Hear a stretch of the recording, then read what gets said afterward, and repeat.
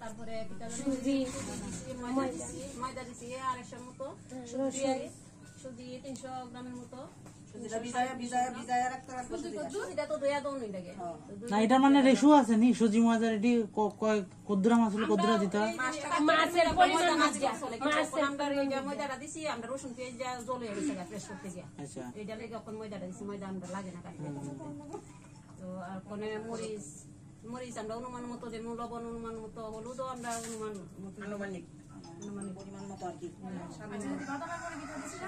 বাদামের পরে রসুন,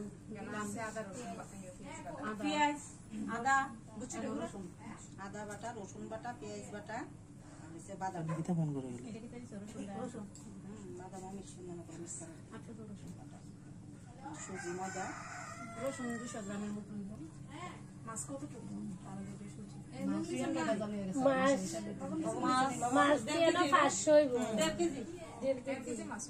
না না 3 কেজি টোটাল না, 3 কেজি মধ্যে মাছ মাথা আর ইয়ে বাকি না, তাহলে 2 কেজি ধরে লান, 2 কেজি ধরেন।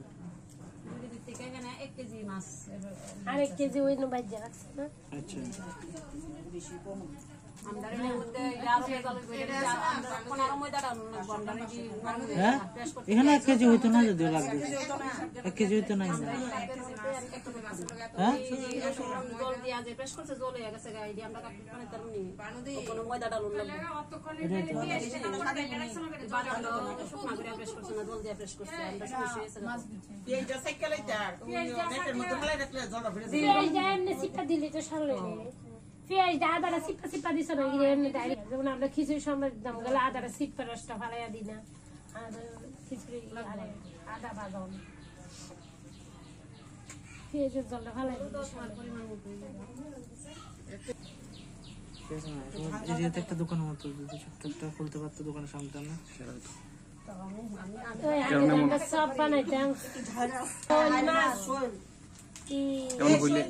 এটি যদি একবার ঠিক করে মানুষে পায় এরপরে দেখবেন বেচা কেন, এটি ডেঞ্জারাস চাহিদা আছে সুশীল।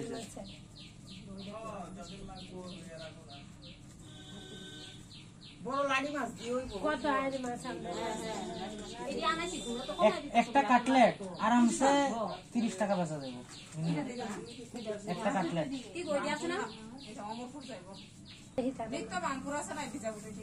হ্যাঁ এটা সেরা।